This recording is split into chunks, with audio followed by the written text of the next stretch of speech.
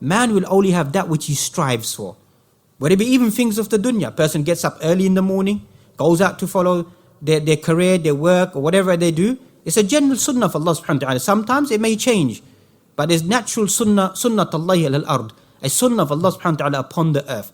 وَأَلَّيْسَ لِلْإِنسَانِ مَا سَعَى. Whoever strives and struggles for that, Allah subhanahu wa ta'ala will grant that for individual. Those people who want to become politicians, leaders in society, gain something, want prestige, want honor, want dignity, want fame, want to be sports personalities, whatever they may be, they will train hard. They will work hard. Don't think that they're not going to work hard towards what they want to achieve inside their life. Even the Quran mentions, فَإِنَّهُمْ يَعْلَمُونَ كَمَا تَعْلَمُونَ, that they suffer like you suffer. That's how the Quran describes it. This is the context of warfare. That they will suffer just like you suffer. They will strive like you strive. What's the difference? وَتَرْجُونَ مِنَ اللَّهِ مَا لَا يَرْجُونَ. The difference is that what you aspire for is different what their aspiration is. Your aspiration is al-akhirah. Your goal is al-akhirah. They have glimpses of giving inside this dunya, that's from Allah subhanahu wa ta'ala. But the real goal for the believer is inside al-akhirah. And likewise you find when an individual is inside an examination hall, every single individual is on their own. أَلَّا تَزِرُ وَازِرَةٌ وِزْرَ أُخْرَى. No soul carries the burden or the sin of another individual.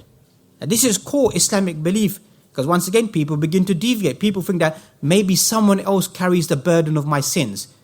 That's a Christian belief, that Jesus died for the sins of mankind.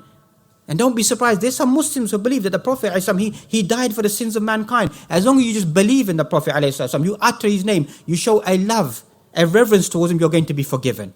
And that's a wrong creed to hold. Because even the prophets on the day of judgment are going to say, rescue us, rescue us. And even the Prophet is going to ask Allah subhanahu wa ta'ala, go down in the state of sajda and make supplications and call upon Allah subhanahu wa ta'ala. Then it will be said to him, irfa' ra'sak, raise your head. Sal tu'ta, ask, it will be given. Intercede and intercession will be granted. So it's not just going to be an open intercession that some of us that we think that the Prophet is just going to come along and intercede for any individual. If we haven't tried to do something inside this dunya, there's going to be, the chance of intercession are going to be very, very minimal. And that's why the Prophet he always encouraged, even he said to his own family members, loved ones, ask whatever you want inside this dunya. He said to Fatima, his beloved daughter, radiyallahu ta'ala, ask me whatever you want inside this dunya. But inside al-akhirah, there's not much I can do for you that I can ask Allah subhanahu wa ta'ala to benefit you with.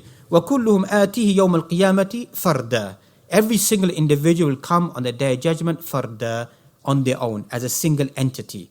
And we instill this inside our life, inside our mind as well, that I'm going to be just like on the examination hall or whatever you may be doing, I'm just sitting there all on my own. That I'm now responsible for my own actions or whatever I put pen to paper, I'm here all on my own.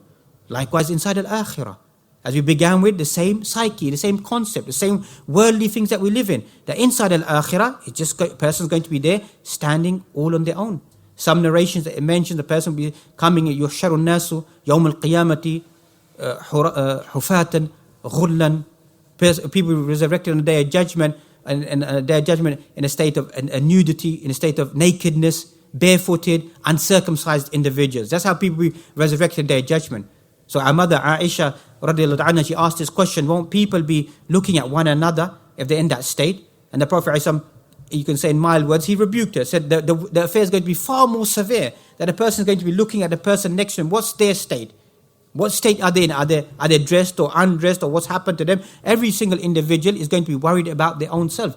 Just as we mentioned, even the prophets, we're going to say that they sallim. Each prophet is going to go to one prophet, to another prophet, to another prophet, till eventually it comes to the Prophet alayhi salatu wasalam. So they're going to be worried on that day.